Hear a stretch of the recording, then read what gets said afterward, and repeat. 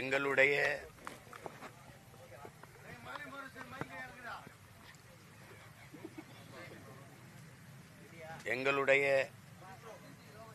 போற்றுதலுக்கும் வணக்கத்திற்கும் உரிய தாத்தா திவான் பகதூர் மாவீரன்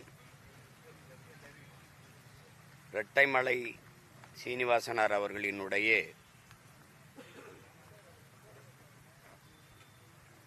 பெரும்புகழை போற்றுகிற நினைவை போற்றுகிற நாள் இன்று. பிறப்பின் அடிப்படையில் உயர்ந்தவன் தாழ்ந்தவன், மேலானவன் கீழானவன் என்ற பாகுபாடு பாராட்டுகிற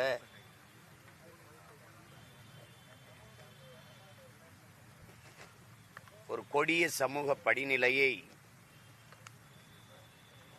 தகர்த்தெறிய போராடிய புரட்சியாளர், பிறப்பு ஒக்கும் எல்லா மனிதருக்கும் என்பதையும் தாண்டி எல்லா உயிருக்கும் என்று போதித்த, பகுத்துண்டு பல் உறவுகள் என்று பாடாது பகுத்துண்டு பல் உயிர்கள் ஓம்புக என்று போதித்த எங்களின் மறையோன் வள்ளுவ பெருமகனார் அவர்களுடைய வழியில் நின்று மானுட சமூகத்தின் சமத்துவத்திற்கு, சமூக நீதிக்கு கடைசி வரை களத்தில் நின்ற பெருமகனார் எங்களுடைய தாத்தா இரட்டைமலை சீனிவாசன் அவர்கள். இந்திய நிலப்பரப்பில், இந்த துணைக்கண்டத்தில் ஆதிக்குடியும் பெருமைக்குரிய குடியும் பெருத்த எண்ணிக்கையில் இருக்கிற குடியும்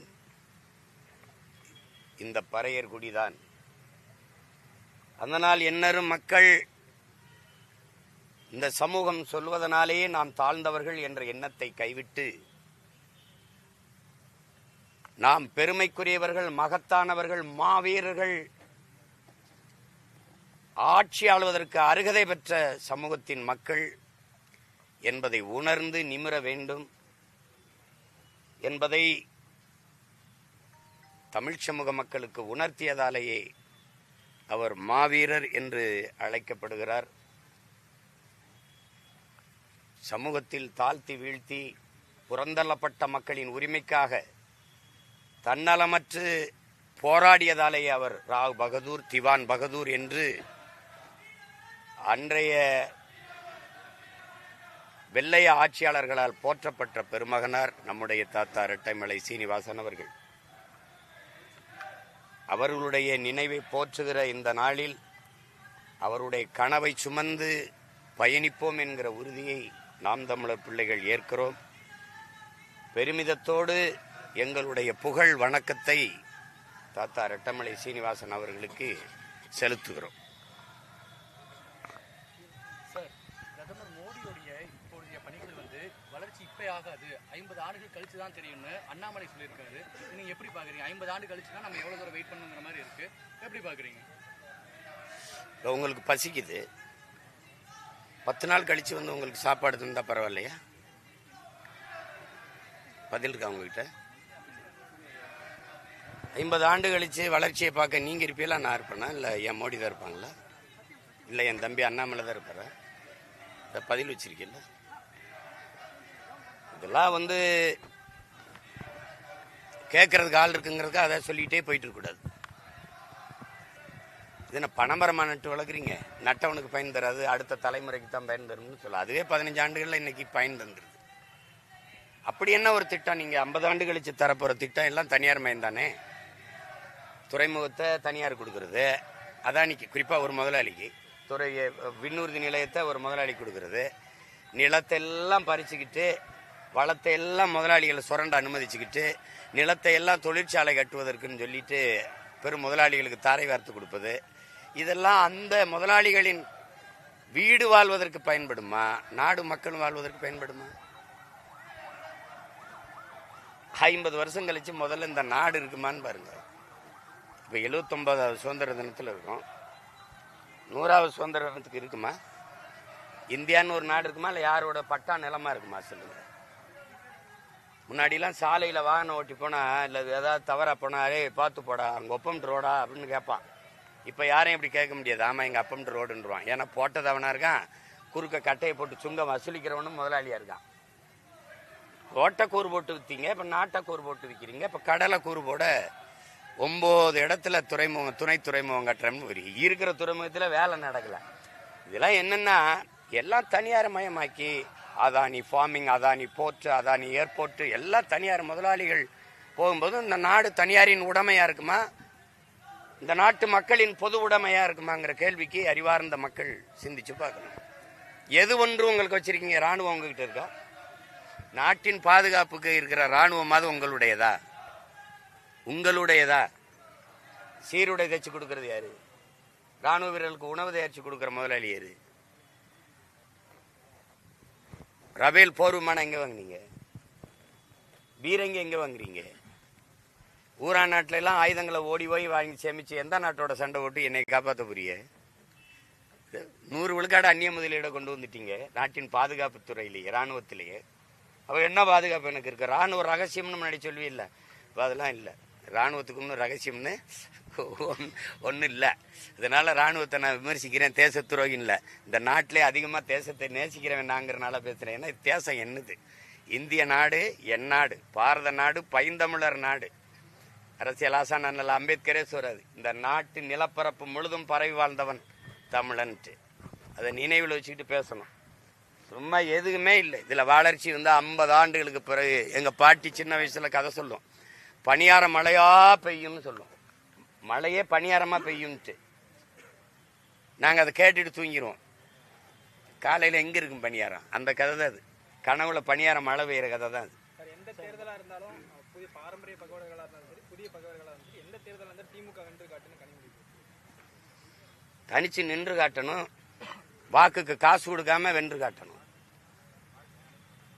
அதை ஒரு தடவை பேச சொல்லுங்களா மேயர?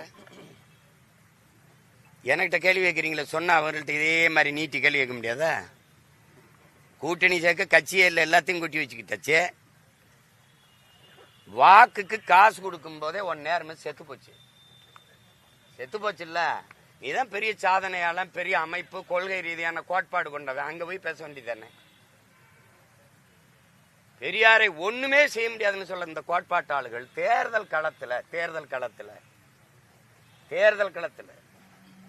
பெரியாரை சீமான் தவறாக பேசிவிட்டான். அதனால சீமானுக்கு ஓட்டு போடாதீன்னு சொல்லி ஓட்டு கேட்க உங்கள யாருக்காவது இந்த பெரியாரை போற்றி துதிக்கிற தலைவர்களுக்கு துணிவு இருக்கா? பிறகு உங்களுக்கு தெரியும் பெரியாருக்கு ஒரு ஓட்டு கூட கிடையாதுன்னு. காந்திக்கு தான் இருக்கு. ஏன்னா காந்தி நீங்க கொடுக்குற நோட்ல அவர் தான் சிரிச்சுக்கிட்டே போறாப்ல. இந்த நாட்டில் ஒரு கொடுமை இருக்கு பாருங்க. மதுவுக்கு எதிராக இருந்தார் காந்தி, விபச்சாரத்துக்கு எதிராக இருந்தார் காந்தி, ஊழல் லஞ்சத்துக்கு எதிராக இருந்தார் காந்தி, கொள்ளைக்கு எதிராக இருந்தார் காந்தி. இது எல்லாத்துக்கும் சிரிச்சுக்கிட்டே துணை போறாரு இன்னைக்கு காந்தி. என்ன டாஸ்மாக் கடையில காந்தியை கொடுத்தா தான் சரக்கு. ஆனா இது காந்தியை மதிக்கிறதா அவமதிக்கிறதாங்கிறத யோசிக்கணும். அதனால இந்த நாட்டின் ஆட்சியாளர்களுக்கு காந்தியை தயவு செய்து எடுத்துட்டு மக்களின் மனத்துல இடம் கொடுத்துட்டு பணத்துல உங்க படங்களே போட்டுக்கிறீங்க. தயவு செய்து உங்க படங்களே போட்டுக்கிறீங்கன்னா ராஜபக்சேல அவர் படத்தையே போட்டுக்கிட்டாப்ல. நாங்க யாரும் கேட்க போறது இல்லை. காந்தியை விடுதலை செஞ்சிருங்கன்றோம். சார், விஜயுடைய வருகையை நீங்க விமர்சிச்சிருந்தீங்க. அதாவது நாங்க கூப்பிட்டோமா, வேற யார் கூப்பிட்டாங்க ஒரு கேள்வி கேட்டிருந்தீங்க. உங்களுடைய பழைய காணொலியை விஜய் வரணும், தம்பி வரணும்னு சொல்லி இந்த காணொலியை ஒன்னா சேர்த்தி சமூக வலைதளங்கள்ல ஒப்பிட்டு கேட்கறாங்க. எப்படி பாக்குறீங்க? ஏன்னா நீங்க வரணுங்கிறத இப்ப நான் வந்திருக்கேன்னு வச்சுக்கிறேங்க. ஒரு சேவை செய்யும்போது எங்க ஊர்ல ஒரு நாடகத்துல பப்புன்னு பாடுவாப்ல, நாட்டுக்கு சேவை செய்ய நாகரிக கோமாளி வந்தேனுங்க அப்படின்னு. நீங்க மக்களுக்கு சேவை செய்ய வரும்போது சேவை செய்ய வந்தேன்னு இருக்கணும். நீங்க உயர்ந்த இடத்துல நடிச்சுக்கிட்டு இருந்தீங்க, உங்களுக்கு ஒரு சந்தை மதிப்பு இருக்கு, உங்களுக்கு இது இருக்கு, வியாபாரம் இருக்குன்னு தெரியுது. நான் உங்களுக்காக என்னுடைய உச்சத்தை, என்னுடைய வருவாயை விட்டுட்டு வந்தேன்னு சொன்னா அப்ப என்ன கேள்வி வருது? உன்னை யார் விட்டுட்டு வர சொன்னதுன்னு வருதா இல்லையா? வருதா இல்லையா? 600 ஏக்கரை நாட்டுக்கு எழுதி வச்ச என் தாத்தன் சம்பளிங்க முதல்ல அப்படிதான் பேசிட்டு இருந்தானா? சொத்தம்பட்டையும் வித்து நாட்டுக்காக சுதந்திரத்துக்கு செலவழிச்சு செக்கெழுத்து செத்தானே என் பாட்டேங்க வாவுசி, அப்படிதான் பேசிட்டு இருந்தானா? அப்படிதான் பேசிட்டு இருந்தானா சொல்லுங்க. 9 வருஷம் சிறையில் இருந்தேன், 9 வருஷம் சிறையில் இருந்தேன். என் சொத்தை எல்லாம் ஏழை எளிய மக்களுக்கு எழுதி கொடுத்தேன் என் தாத்தன் தெய்வ திரு முத்துராமலிங்கத்தர் சொன்னாரா? எங்க தாத்தா காமராஜ் நான் உங்களுக்காக நான் வாழ்க்கையை இழந்தேன், திருமணமே பண்ணிக்காம இருந்தேன் அப்படிலாம் சொல்றாங்களா யாராவது? அப்படி யாரையும் உங்களை ஒன்றும் சொல்லலையேங்கிறதான் கேள்வி. வந்தா சொல்லக்கூடாது, வந்துட்டீங்கல்ல சொல்லக்கூடாது. புரியுதா? அது எப்படி இருக்குன்னா, நீங்க அதை ஒன்றும் கேட்கவே இல்லைங்கிற கேள்வி படும்ல. உன்னை யார் அப்படி வர சொன்னதுப்பா? நீ போய் உன் உச்சத்திலே இருப்பா, நீ 1 ரூபாய் இழக்காம பாத்துக்கப்பான்னு தான் சொல்ல தோணும். உங்களுக்கு தோணலையா? தோணுதா இல்லையா? நான் தான் உனக்கு பால் ஊட்டினேன், நான் தான் உனக்கு பால் ஊட்டினேன், நான் தான் உனக்கு பால் ஊட்டினேன்னு உங்க தாய் சொல்லிக்கிட்டே இருந்தா உங்களுக்கு தாய் மேல் மதிப்பு வருமா? எப்படி சொல்லுங்க, நான் சொல்றது நேசம் வருமா வெறுப்பு வருமா? அதனால அது ஒரு தலைவனுக்கு அழகு இல்லை. வந்தோம், நம்ம செய்யறோம், இது என் கடமை, நாங்க செய்யறோம் அப்படின்னு வரணும். என்னை வாழ வச்ச மக்களுக்கு நான் அவங்களுக்கு ஏதாவது செய்யணும்னு நினைக்கிறேன்னா செய்யணும். அதை விட்டு சொல்லிக்கிட்டே இருக்கக்கூடாது. அப்ப அந்த கேள்வி உங்களுக்கு எல்லாம் இருக்கலாம், இவருக்கு எல்லாம் இருக்கலாம். அவர் என் தம்பி, அவர்கிட்ட சொல்லக்கூடாது, அப்படி சொல்லாத அப்படின்னு சொல்ல வேண்டிய கடமையும் பொறுப்பும் எனக்கு இருக்கு. புரியுதா? நேச்சதுனாலதான் சொல்றேன். இப்ப நீங்க அவருக்கு முன்னாடி நிக்கிறவங்களுக்கு அவருக்கு நண்பா நண்பி, எனக்கு தம்பி தங்கைகள், அவர்களுக்கும் சேர்த்தா நான் போராடிட்டு இருக்கேன். புரியுதா? அவருக்கு கடை வச்சுட்டு இருக்கு, ஒரு நாட்டுக்கு பறக்க முடியும்ல, எனக்கு இருக்கா? அவரை இப்போ வச்சு கூட படம் எடுக்கால் இருக்கு, எனக்கு ஏதாவது படம் தயாரிக்கால் இருக்கு, அதில் பாய்ந்து ஓடுவான். ஏன்னா நான் இன்டர்நேஷனல் டெரரிஸ்ட், எனக்கு எந்த நாட்டிலையும் இறங்க விட மாட்டான். எனக்கு முதல்ல இதெல்லாம் ஒரு கஷ்டங்கிறப்பல நான் 2008 2009 இந்த ஆட்சியாளர்கள் காங்கிரஸ் திமுக எதுக்கும் போது தங்க இடம் தர மாட்டான். எந்த விடுதியிலையும் எனக்கு இடம் கொடுக்க மாட்டாங்க. வாகனத்திலே தான் படுத்திருப்பேன். எங்க குளம் இருக்கோ அங்கே போய் குளிச்சுட்டு அங்கே போய் காலை வேலைகளை முடிச்சுட்டு பயணம் பண்ணுவேன். அப்ப எவ்வளவு வழி தாங்கியிருப்பேன். சிறைக்குள்ள தனிமை சிறை இருக்குல்ல, எல்லாரும் சிறையில் இருப்பாங்க. எனக்கு தனி வளாகம், தனி சிறை, ஒரே ஆள் உட்கார்ந்துருக்கணும். 6 மாசம் ஒரே ஆள் ஒரு சிறையில் உட்காருங்க, எப்படி இருக்கும் பாருங்க. புத்தகமும் நானும் தான். அப்போ ஒரு வன்மை யாரும் பாரு மனசுக்குள்ள, இருங்கடா அவங்கள வந்து பேசிக்கிறோம்னு. அதுதான் இப்ப பேசிட்டு இருக்கிறேன். சும்மா சீமானு அவரு தம்பி, நான் இங்க பாருங்க, ஏசி அறையில் உட்காந்து யோசிச்சவன் இல்லை, கட்சி ஆரம்பிக்க சிறையில் உட்காந்து யோசிச்சவன். ரெண்டுக்கு ரொம்ப வேறுபாடு இருக்கு. அப்படி பேசிட்டு கூடாது. ஏன் அப்படி வரணும்னு சொன்னோம். நீ வரும்போது பெரியாரு அண்ணா எம்ஜிஆர் எல்லாம் தூக்கிட்டு வருவான். என்ன கண்டா? திமுக யாரு? அண்ணா தோற்றுவித்தது.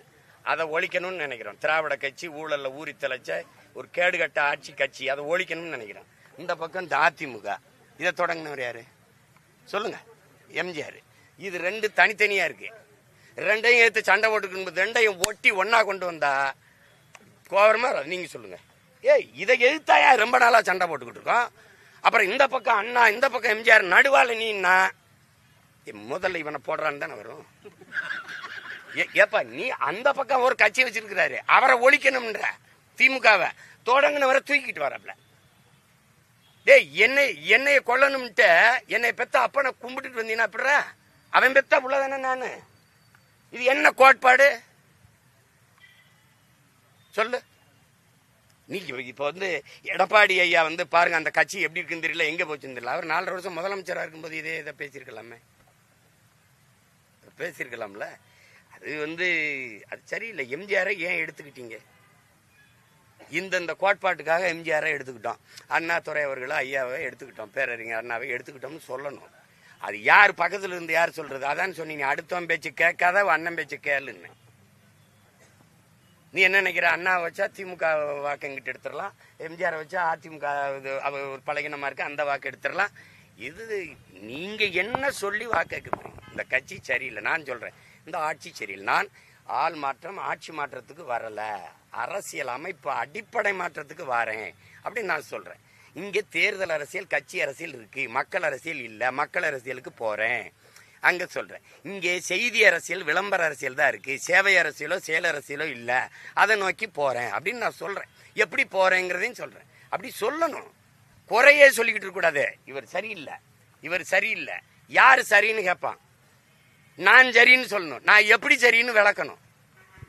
புரிஞ்சிருச்சுன்னு நினைக்கிறேன். சரியில்லைன்னு சொல்றதுக்கு ஒரு ஆள் தேவையில்லை, எது சரின்னு சொல்றதுக்கு ஒரு ஆள் தேவைப்படுது. அதுதான் இங்கே தேவைப்படுது. அதை வச்சுக்கிட்டு திருப்பி அதே பேரறிஞர் அண்ணா அதே ஐயா எம்ஜிஆர் இவர்களை கூட்டிகிட்டு வந்தா சரி. எம்ஜிஆர் கேட்குற இந்த நாட்டில் கல்வி மருத்துவம் தனியார் மயமானதுக்கு காரணம் யாராவது சொல்லுங்க. கல்வி மருத்துவம் அரசுகிட்ட இருக்குது, அதை தனியாருக்கு கையெழுத்து போட்டு கொடுத்தால் யாராவது சொல்லுங்க. சொல்லுங்க, யாராவது சொல்லுங்க. எம்ஜிஆர்.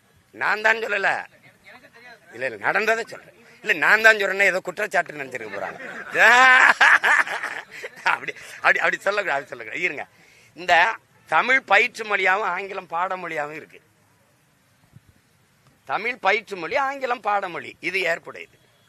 ஆங்கிலம் பயிற்று மொழி தமிழ் பாடமொழியா மாறினது எப்போ? எப்போன்னு சொல்லுங்க. ஆங்கிலம் பயிற்று மொழி, தமிழ் பாடமொழி. திருப்பி இந்தி எல்லாம் பாடமொழி, தமிழ் விருப்பமொழி. விருப்பமொழின்னு எந்த தமிழனும் விரும்பல. இந்த நிலைக்கு தள்ளினது யாரு? முல்லை பெரியாற்று அணையை பாதுகாக்கிற உரிமை தமிழ்நாட்டுக்கு இருந்தது. கையெழுத்து போட்டு கேரளாவுக்கு தாரை வார்த்து கொடுத்த புரட்சி தலைவர் யாரு? பெருமகன் யாரு? நாங்க போட்டுறோம். காரணம், என் தலைவனை பெத்த மகன் போல நேசிச்சு ஈழ விடுதலை போராட்டத்தில் அவர் பங்களிப்பை நாங்க மறுக்கல. ஆனால் இந்த இடத்துல இதையெல்லாம் மறக்க முடியாது. உங்களுக்கு விளங்குதா? அது மாதிரி பேரறிஞர் அண்ணா அவர்களை நாங்க ஏன் தொடாம இருக்கோம்னா, அவர் போராடி 47 கட்சி ஆரம்பிச்சு 67 இப்போ ஆட்சி 49 ஆரம்பிச்சு 67 1.5 ஆண்டுகள் தான் இருக்குது. ஒருவேளை அவர் 5 ஆண்டுகள் ஆட்சியை முழுமையா பண்ணியிருந்தா நல்ல ஆட்சி கொடுத்து நிறைவு செஞ்சு தொடங்கியிருக்கலாம். ஒரு கெடுவாய்ப்பா அவர் 1.5 ஆண்டுகளை இறந்துறாரு. அவருடைய ஆட்சியில குறை சொல்ல முடியாது. அவருடைய ஆட்சியிலே ஒரே ஒருத்தர் மேல ஊழல் குற்றச்சாட்டு வருது. பொதுப்பணித்துறை அமைச்சர் ஒருத்தர் மேல குற்றச்சாட்டு வருது. அது யார் மேல தெரியுமா? நம்முடைய ஐயா கருணாநிதி அவர்கள் மேலதான். ஐயா இறந்துறாரு, அவர்கிட்டே ஆட்சி வந்துருது. அதுக்கப்புறம் என்ன நடக்குதுன்னு பாத்துக்கிறேன். உங்களுக்கு புரிஞ்சிருச்சு. நான் பல தடவை சொல்லிட்டேன். நெடுஞ்செழியன்ட்ட போகாம ஒரு கொடுஞ்சனியன்ட்ட போனதுனால நாடு நாசமாயிருச்சான்னு அது கேட்டேன் நான் எல்லார்ட்டையும். நீங்க ஏன் இந்த வேலையை செஞ்சீங்க ஐயா வாதரிக்குன்னா, நெடுஞ்செழியன் நல்லவரா இருந்தாரு, இவர் தாண்டா வல்லவரா இருந்தாரு அப்படி. இந்த வசனம் பேசினாலாம் உயிரோட இருக்கு. தவறு. நீ புதிய ஒரு கோட்பாடு கொண்டு வரும்போது வரலாறு திரும்புதுன்ட்டு அதே இடத்துல நின்றுகிட்டு இருந்தா நாங்க தான் வரலாறு திரும்புதுன்றோம். பெரியார் தான். பெரியார் இல்லைன்னா இங்க ஒண்ணும் இல்ல. உங்களுக்கு பெரியாரால ஒண்ணும் இல்ல. எங்களுக்கு எல்லாமே பெரியார். உங்களுக்கு எங்கள் முன்னவர்கள் எல்லாருமே எங்களுக்கு பெரியார். எப்படி? இதுல யாரு இப்ப வணக்கம் போட்டான்ல, இவன் என் இனத்தின் மாபெரும் பெரியார். எப்படி? மாபெரும் பெரியார். அயோத்திதாசர் பெரியார், MC ராஜா பெரியார் இருக்குல்ல. சிங்கார வேளரை தாண்டியா ரொம்ப ஒரு தாள் சோரட்டி வெட்டி கொண்டு போட்டுக்கிட்டு இருந்தாங்க. இப்ப நான் வந்த பிறகு 6 தாள் கருத்தரங்குகள் என்ன, கவி அரங்குகள் என்ன, பெரியார உயிர் போட வச்சுக்கிறதே நான் தான். இப்ப அவன் கத்துறாப்ல. எங்க அண்ணன் ஜெயக்குமார் எல்லாம் பேசுறாரு பெரியார்ல. பார்ப்பன எதிர்ப்பு, பிராமண பெண்ணையே தலைமையேற்று இருந்தீங்க நீங்க. அப்ப எங்க போச்சு? பெரியாரோட எந்த கொள்கையை ஏற்கிறாரு எங்க அண்ணன் ஜெயக்குமார்? சாதி ஒழிப்பா, சமூக நீதியா, அதெல்லாம் இருக்கா? பெண்ணிய உரிமையா? எப்படி? என்ஜாய்மெண்ட் வித்தவுட் ரெஸ்பான்சிபிலிட்டி, அதையா? எதை ஏற்கிறீங்க? தமிழருக்கு நேர் எதிரி. அதை எப்படி தன்மானமிக்க ஒரு தமிழன் ஏற்பான்? தமிழை சனியன் விட்டு ஒழியுங்கன்னு சொல்றவர் தான் சனியன் தமிழனுக்கு. முதல்ல அதை ஒழிக்கணும்ல. எதையாவது சொல்றது எல்லாரும் சொல்ற மாதிரி ஒருத்தர்லாம் மேடையில் பயங்கரமா பேசுறாப்புல. பெரியாரோட ஒரு மாயர் கூட எவனும் பிடுங்க முடியாது அப்படின்னு. ஏன்னா நாங்களே பிடிங்கிறோம்ன்றப்பல அவரு. இதெல்லாம் ஒரு பேச்சு, இதெல்லாம் ஒரு இது.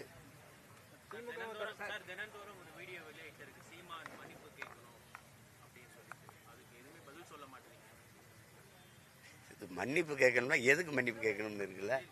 15 வருஷமா என்னை அசிங்கப்படுத்திட்டே இருக்கிறதுக்கு ஒருத்தர் மன்னிப்பு கேட்கணுமா? அத தம்பி, எது கோர்ட்டு சொல்லும் போது சொல்லுவோம். கோர்ட்டு சொல்லணும், இன்னும் சொல்லல. சுமார் இதெல்லாம் எடுத்துக்கிட்டு கேள்வி கேட்டுக்கிட்டு இருக்க கூடாது. சமரசம் எனக்கு எதுக்கு? நான் என்ன செஞ்சு சமரசம் செய்யணும்? எதுக்கு சமரசம்? உங்களை மாதிரி சமூகத்தில் நான் பிறந்ததுக்கு வேணா கேவலப்பட்டு வெக்கப்பட்டு சாகலாம். ஒருத்தன் 15 வருஷமா திருமணமாகி வாழ்றவனு ஒரு பொதுத்தளத்தில் மக்களுக்காக நிற்கிறவனு தேர்தல் வரும்போதெல்லாம் கூட்டிட்டு பேச விடுவீங்க. அந்த பேச்சை கேட்குறீங்க. இப்போ நான் ஒரு பெண்ணு என்னை காதலிச்சு கல்யாணம் பண்ணிக்கிறேன்னு சொல்லி ஏமாத்திட்டு போயிடுச்சுங்கன்னு அது புருஷன் பொண்டாட்டியோட வாழ்ற போது நான் புகார் அளிச்சா நீங்களை செருப்புகள் தேடிப்பில அடிக்க மாட்டீங்களா? கேட்கறதுக்கு பதில் சொல்லுங்க. அடிப்பில அடிக்க அடிப்பில ஓட்டு சொல்லலை. சட்டம்னு ஒன்று இருக்கு, மனச்சான்றுன்னு ஒன்று இருக்குல்ல. சட்டம்னு ஒன்று இருக்கு, மனச்சான்றுன்னு ஒன்று இருக்குல்ல. அப்புறம் கோர்ட்டு சொல்லுது, கோர்ட்டு நீட்டுக்கு விலக்களின்னு அரசு கொள்கை முடிவு எடுத்து சொல்லும்போது அது எழுத சொல்லுங்குது. குடிக்கிறதுல இருந்து விலக்களின்னா அரசின் கொள்கை முடிவு தலையிட முடியாதுங்குது. எந்த கோர்ட்டை மதிக்கிறீங்க? படிக்கிறதுல தலையிடுற நீதிமன்றம் குடிக்கிறதுல தலையிட முடியாது கொள்கை முடிவுன்னு சொல்லுத. அந்த நீதிமன்றத்தை, அந்த நீதியை நீங்க போற்றியலான்னு கேட்டா பதில் வச்சிருக்கீங்களா? அமைதியா இருக்கிய? எது எது எதுக்கான எது எதுக்கானதுன்னு சொல்லுங்க. அதுக்கு பேசுங்க. நீங்க தொடர்ச்சியா இப்படி போட்டுக்கிட்டே இருக்காங்களேன்னு நீங்க கண்டீங்க, என்கிட்ட கேட்காதீங்க. நீதிமன்றம் சொல்லும் போது அது என்ன சொல்லுதோ அதை மதிப்போம். புரியுதா? இப்ப இது கேள்வி இல்லை. எந்த கொம்பனாலும் திமுகவை தோற்கடிக்க முடியாதுன்னு முதல்வர் சொல்லியிருக்காரு. முடியாத போது பேச வேண்டிய அவசியம் இல்லையே. இப்ப யாருமே என்னை வீழ்த்த முடியாதுன்னா நான் தெருவில் நின்றுட்டு எவனுமே என்னை வீழ்த்த யாரோ வாங்கடா அப்படின்னா நீ பயந்துட்டான்னு அர்த்தம். தம்பி, ஒத்தையில போகும்போது நீ பாட்டு பாடினீன்னா நீ ஏதோ பயப்படுறான்னு அர்த்தம். யார பேய் வந்துருமா, பிசாசு வந்து, நாங்கெல்லாம் சுடுகாட்டை கிடக்கும்போது சின்ன பிள்ளையில பாடிட்டு போவோம். அந்த மாதிரி எந்த கொம்பனாலும் வீழ்த்த முடியாதுன்னா எப்படி? எங்க ஊர்ல புலி வருது எல்லாரும் வந்து என் மேலேறி படுத்துக்கிறங்க அப்படிங்கிற மாதிரி தமிழ்நாட்டில் இருக்கிற எல்லா கட்சியும் கூட கூட்டி வச்சுக்கிட்டு அரை ஓட்டு, காவோட்டு, புள்ளி ஓட்டையெல்லாம் கூட வச்சிருக்காப்புல. அப்புறம் எந்த கொம்பனாலும் வீழ்த்த முடியாது அப்படின்னா எப்படின்னு சொல்லுங்க. வீழ்த்த முடியாதுன்னா துணிவா இருக்குது, அவ்வளவு வலிமையா இருக்கிறோம், அமைதியா தான் இருக்கணும். ஆழ்கடல் போல இருக்கணும், ஓரக்கடல் போல வந்து அலையா அடிச்சுக்கிட்டு சல சலன்னு சத்தம் போட்டு கூடாது. இது ஒரு பேச்சு. எந்த கொம்பனாலும் வீழ்த்த முடியாது எங்களை அப்படின்னு. எதுக்கு இவ்வளவு கூட்டணி தேவைப்படுது? எதுக்கு ஓட்டு காசு தேவைப்படுது? ஒரு தலைவன் பேசும்போது காசு கொடுக்காமல் கூட்டம் மக்கள் இந்த தலைவன் என்ன பேசுறான், இந்த தலைவனை பார்க்கணும்னு ஒரு பேரார்வம் கொண்டு கூடுற ஏதாவது ஒண்ணு காட்டுங்க. என்ன பேசுறான்னு கேட்டு. தலைவர் பேசிட்டு இருக்கும்போதே எந்திரிச்சு போகுது. நேத்து உங்க மாநாட்டிலே பாதி பேர் போயிட்டான்.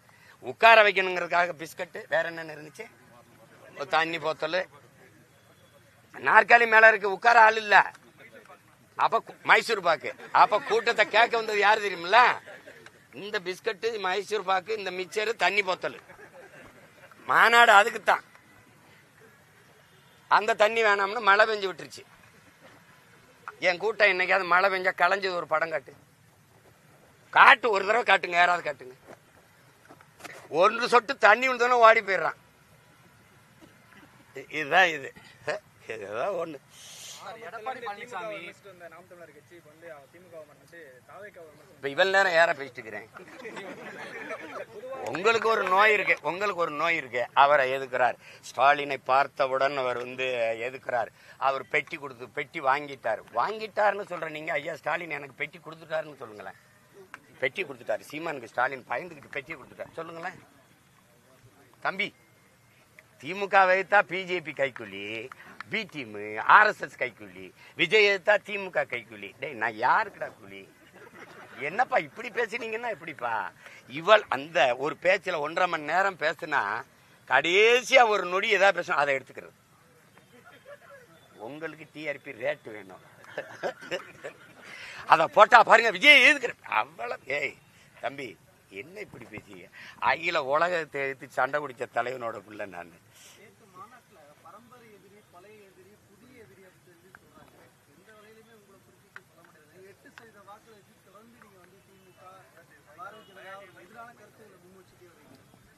எட்டு 8% வாக்குன்னு எவ்வளவு தம்பி லெலி? நீங்க எவ்வளவு சாதாரணமா 8%ங்கிறீங்க. தனிச்சு நின்று இந்த நாட்டில் ஒரு கட்சியை தனியா 8% வாக்கு வந்துச்சு. உங்க திமுகவுக்கு தனிச்ச வாக்கு எவ்வளவுன்னு முதல்ல சொல்லு.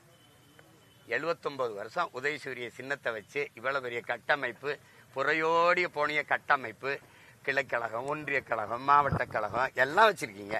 அறிவாலயம் வந்து பாராளுமன்ற கட்டடம் மாதிரி வச்சிருக்கீங்க. எல்லா ஊர்லயும் அண்ணா அறிவாலயம், கலைஞர் வச்சுக்கிட்டு இது இருக்கு. எத்தனை 28 இந்த அலைவரிசைகள் வச்சிருக்கு, தொலைக்காட்சி வச்சிருக்கு, எல்லாம் வச்சுக்கிட்டு நீங்க தனிச்சு நின்று வாங்க ஓட்டு காசு கொடுக்காம நம்ம 2 பேரும் நேரடியா திமுக நாம் தமிழர் 26 தேர்தல் பேச்சு.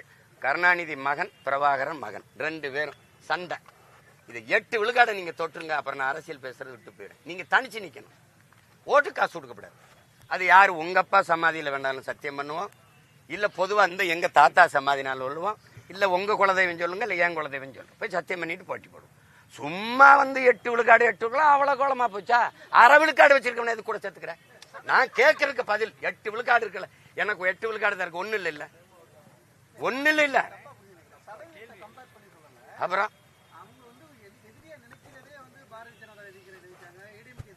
ஏன்னா பாரதிய ஜனதா இங்க இல்ல, பாரதிய ஜனதா இங்க இல்ல, என்ன எதிரியா நினைக்கல. எதுக்கு இத்தனை வாடகை வாய்களை வச்சுக்கிட்டு தானே திட்டிக்கிட்டு இருக்கேன்? நான் அதிகாரத்தில் இல்ல, நான் ஒரு வலிமையான ஆள் இல்ல. இதுக்குன்னு வாடகைக்கு வாய் வச்சு நீ திட்டிக்கிட்டு இருக்கியா இல்லையா? அத பேரை நான் சொல்லணுமா? வாயை திறந்தா என்னைய பேசுறது தவிர வேற ஏதாவது அவங்களுக்கு கொடுத்துருக்கீங்களா? மாசம் சம்பளம் கொடுக்குறீங்களா இல்லையா? எங்கிருந்து போகுதுன்னு நான் சொல்லவா? இதெல்லாமா தெரியாம இந்த களத்துல நிக்கிறேன் நான். சொல்லுங்க தம்பி. அப்ப அத பேசக்கூடாது. எங்களுக்கு எதிரியே இல்லைன்னு எப்படி நீங்க எப்படி சொல்லுவீங்க? எதிரியே இல்லை, அவ்வளவு வலிமையா இருக்கீங்க, உங்களுக்கு எதிரியே இல்லைன்னா கூட்டணி தேவையில்லையே. என்ன பதிலே பேச வேண்டிக்கிறீங்க? பயப்படாதவன் எதிரியே இல்லை, பயப்படாதவன் என்னை மாதிரி தனிச்சு நிக்கணும், என்னை மாதிரி நிக்கணும். தோல்வியை தாங்குற துணிவு அவனுக்கு வந்து அவன் தான் மாபெரும் வீரனா இருக்க முடியும். வெற்றி அடைஞ்சா இருப்பேன், தோல்வி அடைஞ்சா போயிடணும், அவன் தான் உலகத்திலே கோலை. வெற்றியையும் தோல்வியும் சமமாக்குறதுக்கிறவன் எவனோ அவன் தான் திறந்த வீரனா இருக்க முடியும். உங்களை மாதிரிலாம் இப்படி ஐயா அப்படிலாம் இருக்க முடியாது. நீங்க இப்ப என்ன பண்ணுவீங்க? ஒருத்தன் உளமாற சொல்லுங்க, நாங்க நல்ல ஆட்சி கொடுத்துருக்கோம், எங்க ஆட்சியின் சாதனைகளை சொல்லியே வாக்கு கேட்போம், அதனால வாக்கு காசு கொடுக்க வேண்டிய தேவை வராது, அப்படி யாரா சொல்ல முடியுமா? சும்மா சொல்றது வர பழைய எதிரி புதிய எதிரி, உங்களுக்கு அதுல பேசுறதுல இருந்த பதட்ட அடையிறி இல்ல. சார், எடப்பாடி பழனிசாமி ஒன்றிய உள்துறை அமைச்சரை போய் பார்த்தது தமிழ்நாட்டில் பெரும் விமர்சனத்துக்குள்ளாச்சு. ஏன்னா வந்து கூட்டணி பேச்சுவார்த்தையோ அல்லது வந்து உட்கட்சி பிரச்சனையோ வந்து தமிழகத்துக்கு தான் வந்து டெல்லியில் இருக்கிறவங்க வருவாங்க, தமிழ்நாட்டிலிருந்து டெல்லிக்கு போயிருக்கிறது வந்து புதுசா இருக்குன்னு அவருடைய பிஹேவியரன்ஸும் வந்து விமர்சனத்துக்குள்ளா இருக்கு. நீங்க எப்படி பாக்குறீங்க? அதாவது கொரோனா இருந்தா நோய் தொற்று இருக்குன்னு இல்ல, அது முகத்தை தொடச்சிட்டா கட்டிக்கிட்டு வர வேண்டியது இல்லை. இல்ல நீங்க அவங்க அரசியலை பார்க்கணும். இப்ப கட்சி நீங்க என்ன பார்க்கணும்னா, நாடாளுமன்ற தேர்தலில் இந்தியாவை யார் ஆள்றதுங்கிற தேர்தலில் இங்கே காங்கிரஸ் கூட திமுக நிக்குது, அங்கே பிஜேபி கூட ஒருவர் நின்று இருந்தா இப்ப 15 இடத்துக்கு மேல அவங்க வென்றிருக்க வாய்ப்பு இருக்கு. ஏன்னா மோடி பிரதமர்னு தம்பி அண்ணாமலை அமைச்ச அந்த கூட்டணி 18 விழுக்காடை தொற்றுது. அது இங்க சேர்ந்து இருந்துச்சுன்னா அவர் இப்ப வந்து 15 MP 2 கேபினெட் ஒரு தனித்த மந்திரியை வாங்கியிருக்க முடியும். அதை அவர் செய்யல. ஆனா அவங்களுக்கு இருக்கிற பிரச்சனை என்னையே முன்னிறுத்தி அது ஒரு அணியை முன்னிறுத்தி நேரடியா திமுக சீமான்னு சண்டையை நிறுத்திடுமோங்கிற பயம். அந்த வேலை நடக்குது நகருதுன்னு ஒரு செய்தி வந்தவொடனே டபக்குன்னு கட்சியை காப்பாற்றணும்னு போய் சேர்ந்துட்டாப்ல. இப்ப வந்து கட்சியில இருக்கிற பிரச்சனை, அம்மா சசிகலா வேற வெளியேற்றியாச்சு, ஐயா டிடிவியே வெளியேற்றியாச்சு, எங்க அப்பா ஓபிஎஸ் வெளியேற்றியாச்சு. இப்ப இதுல முக்குளத்தோரெல்லாம் பெரும் வெறுப்புல இருக்கான். இது எப்படி சமன் செய்யறதுன்னு தெரியல. மதுரையில போயிட்டு விண்ணூர்தி நிலையத்துக்கு எங்க தாத்தா முத்துராமலிங்கத்தோர் பேரை வைக்க சொல்றாப்புல, அப்பவாது ஓட்டு கிடைக்குமான்னு அங்க போய் பாரத ரத்னா விருது கேட்கிறாரு. அதுல எங்களுக்கு பெருமை தான். என்னோட தனிப்பட்டதுல எங்க தாத்தா முத்துராமலிங்கத்தேவருக்கு அந்த பாரத ரத்னா விடுவருக்குள்ள பெருமை இருந்தாலும் அது அவர் புகழுக்கு போதுமானது இல்லை. வேணா பாரத ரத்னாவின் ரத்னான்னு வேணா நான் கொடுக்கலாம். நீ விளையாட்டு வீரனுக்கு கொடுக்குற, சச்சின் டெண்டுல்கருக்கு எல்லாருக்கும் கொடுக்குற, அதை எங்க தாத்தனுக்கும் கொடுக்குற, சுபாஷ் சந்திர போஸுக்கும் கொடுக்குற, விடுதலை போராட்ட வீரன், அவனை கொண்டாந்து எல்லா தமிழ் மக்களின் நெஞ்சில நிறுத்தின மகனுக்கும் கொடுக்குற. இங்க விளையாட்டு வீரர் சச்சினுக்கு கொடுக்குற, விடுதலைக்காக போராடி செக்கிழுத்த என் பாட்டை இருக்கான் வாவுசி, அவனை கண்டுக்க மாட்டுற. இந்திய நிலத்திலே விடுதலைக்கு பாடிய பாவலன் என் பாட்டன் பாரதிக்கிணையான ஒரு பாவலன் இல்ல, அவனுக்கு நீ அந்த விருதை கொடுக்க மாட்ட. அப்போ ஒரு தமிழ் மகனை அந்த விருதுக்கு ஒரு மதிப்பும் இல்லைன்னு தான் நான் நினைப்பேன். அப்படிதான் நினைப்பேன் நான். நீ பசியோடு இருக்க எனக்கு பரிமாறாம அந்த புளிச்ச நல்லா கொளுத்து சாப்பிட்டு வந்தவனுக்கே போய் பரிமாறிக்கிட்டு இருக்க. அப்ப நான் பார்க்கும்போது அந்த உணவின் மேல எனக்கு மதிப்பு வர மாட்டேங்குது. அப்படிதான் இதை பாக்குறேன். அதனால இவரு இப்ப உங்களுக்கு போய் எதுக்கு பேசினார் உங்களுக்கு தெரியும், கட்சிகள் இருக்க பிரச்சனையை சரி பண்ண போனாருன்னு உங்களுக்கு தெரியும். ஆனா வெளியில வந்து நீங்க வெளியிடுறது எங்க தாத்தா முத்துராமலிங்கத்தவருக்கு பாரத ரத்னா கேட்டாருங்கிறதான் செய்தியா போடுறீங்க. அதானே போடுறீங்க, அதான் போடுறீங்க. அதை கேட்க போனவரை முகத்தை கட்டிட்டு வர வேண்டியது இல்லையே. அவர் தானே அவர் மகன் மிதுன் ஏன் கட்டிட்டு வரணும்? அவர் முகத்தை தொடச்சார். 2 பேருமே ஒரே நேரத்தில் தொடக்கிறீல்ல? தொடச்சு கீழே எடுத்துருவீங்களா? கட்டிட்டு வர வேண்டியது இல்ல. நீங்க போனது தெரியுது, அமித்ஷா ஐயாவை சந்திக்க போனீங்கன்னு தெரியுது, செய்தி வந்துருச்சு, அப்புறம் மறைக்க வேண்டியது இல்லையா? சார், தமிழக வெற்றி கழகத்துக்கு முன்னாடி நாம் தமிழர் கட்சியில தான் அதிக இளைஞர்கள் இருப்பாங்க. கூட்டங்களா இருக்கட்டும், போராட்டங்களா இருக்கட்டும், அவங்களை யாருமே விமர்சிச்சதில்லை. மற்ற கட்சிகளுடைய தொண்டர்களை விமர்சிச்சதில்லை. தாவேக்காவுடைய தொண்டர்களுடைய சமீபத்தில் அந்த கூட்டத்தில் வந்து சுற்றுப்பயணத்தில் தொடர்ந்து விஜயை தாண்டி அவர்களுடைய தொண்டர்களும் ரசிகர்களும் விமர்சிக்கப்படுறாங்க. எப்படி பாக்குறீங்க? அது என்ன மாதிரி இருக்கணும்னு நினைக்கிறீங்க? சின்ன பிள்ளைங்க அவங்களுக்கு வந்து இன்னும் நிறைய கற்றுக்கணும், முதிர்ச்சி அடையணும். இப்போ என் முன்னாடியும் இளைஞர்கள் கூட்டமாக இப்போ கோவையில் நடந்ததில் 2 பக்கமும் நிறைஞ்சு இளைஞர்கள் இருப்பாங்க. அநாகரிகமாக ஆர்ப்பரிக்க மாட்டாங்க. சீமான் வாழ்கன்னு யாராவது கத்தி பார்த்திருக்கீங்களா? தமிழ் தாய் வாழ்க, தலைவர் பிரபாகரன் வாழ்கம்பாங்க. இல்லைன்னா வீழ்வது நாமாக இருந்தாலும் வாழ்வது தமிழாக இருக்கும் முழக்கங்களை முன்வைப்பாங்களே வெளியே. அது இல்லை, கொஞ்சம் காலம் எடுக்கும். அவர் அரசியல் படுத்தி வர்றதுக்கு காலம் எடுக்கும். இப்போ ஒரு பேரார்வம் கொண்டு திரள்றதுனால அது போக போக போக பக்குவம் அடையணும். அதுக்கு ரொம்ப நாள் எடுக்கும். நான் வரும்போதே வலியோடு வந்த மகனால அதை மெதுவாக பேசி இவ்வளோ நேரம் பேட்டி கொடுக்கும்போது அமைதியாக பின்னாடி இருக்கு இல்லையா, அந்த மாதிரி அது இருக்கிறது கடினம். புரியுதா? பத்திரிகையாளர்கள் மேலேயே அவங்க அநாகரிகமா நடந்துக்கிறாங்க. அது தெரியல. அவர் இப்போ எவ்வளோ மூத்த பத்திரிகையாளர்னு தெரியல. அந்த இதெல்லாம் போக போக இப்போ பார்க்கும்போது இது தப்புன்னு அந்த இதில் பார்க்குறவருக்கு தெரியும். இப்போ மரத்து மேலே ஒரு பள்ளிக்கூடத்தில் போட்டு ஆஸ்பெஸ்டாஸ் சீட்டு மேலே ஏறி அது உடஞ்சி விழுந்துருச்சு. அது நீங்கள் தொலைக்காட்சியில் காட்டுவீங்கன்னு அவங்களுக்கு தெரியாது. இப்போ காட்டணும், தப்பு செய்யக்கூடாது, கொஞ்சம் கொஞ்சமாக தான் வரும். அது நான் வச்சிருக்கிறது நெல் மணிகள். நானும் சொன்னேனே, நான் பதறுகளுக்குள்ள நெல்மணியை தேடி வரல, நானே உழுது விதைச்சி அதை விளைய வச்சு அறுவடை செஞ்சு நல்ல நெல்மணிகளை கொண்டு போறேன்னு. அதுக்கு 15 ஆண்டுகள் காலம் எடுத்திருக்கு. இப்போ என்னோட 7 வயசு பிள்ளை என்னை தாண்டி பேசுவான். சீமானே பரவாயில்லப்பா, இவன் ரொம்ப பேசுறான்ப்பாங்கிற அளவுக்கு பேசுவான். அது காரணம் அது கற்பிக்கிறது தான். சார், உட்கட்சி விவகாரத்துக்கே டெல்லியில் போய் சந்திக்கிற எடப்பாடி பழனிசாமி அவர்கள் 2026 பாஜகவும் அதிமுக கூட்டணி தான் தமிழகத்தில் மிகப்பெரிய வெற்றியை பெறும்னு பேசிட்டு இருக்காரு. அது ஒரு தலைவருடைய நம்பிக்கையை நம்ம குறைச்சி மதிப்பிட வேணாம். வெற்றி பெறுவதற்கு வாழ்த்துவோம், அவ்வளோதான் சொல்ல முடியும். வேற என்ன சொல்ல முடியும்? மாநில கட்சியே வந்து போய் டெல்லியில தான் போய் அவரோட பிரச்சனையை தீர்த்துக்கிறாரு. அவர் ஆட்சிக்கு வருவேன் அப்படிங்கும்போது அது எப்படி இருக்கு? அதாவது ஒரு எப்படி சொல்றது, அரசியல் நுட்பம், ஒரு தந்திரம், இதெல்லாம் கொண்ட ஒரு தலைவராக இருந்தால் அவர் பாராளுமன்ற தேர்தலில் தான் பிஜேபியோட நின்றுக்கணும். இந்த தேர்தலில் பாரதிய ஜனதாவோட கூட்டணியானது பயன் தராது. தமிழ்நாட்டை யார் ஆள்றதுங்கிறதுல இங்க இருக்கிற மாநில கட்சிகளுக்குள்ளதான் போட்டி இருக்குமே ஒழிய இந்திய கட்சிகளுக்கு இதுல இடம் இல்லை. அது தேவையற்ற சுமை. அது காங்கிரஸா இருக்கட்டும், பாரதிய ஜனதாவா இருக்கட்டும், அது பயனற்றது. ஏன்னா மாநில உரிமைக்கு இந்த மண்ணின் மக்களுக்காக நிக்காத கட்சிகளை போய் நீங்க தூக்கிட்டு வர்றது சரியா வராது. நீங்க பிஜேபி அவங்க நமக்கு மத்தியில எல்லா வரியும் எடுத்துக்கிட்டு நிதி தரலைன்னு இவங்க வயிற்றுல வேலை அடிச்சுட்டு புலம்புவாங்க. நாங்க தான் அதை கொண்டு வந்து இதே தான் பேசிட்டு இருப்பீங்க. அது அவங்க சொல்லுவாங்க நாங்க இவ்வளவு நிதி ரிலீஸ் பண்ணியிருக்கோம்பாங்க. அது என்ன வருது, வாரத்துக்கு ஒரு படம் தான் ரிலீஸ் ஆகுது வெளியே நிதி ரிலீஸ் ஆன மாதிரி நமக்கு ஒன்றும் தெரியல. அப்போ இதில் போய் நம்ம என்ன கருத்து பதிவு பண்ணுறது, அது அவங்கவுங்க. மகிழ்ச்சி நன்றி.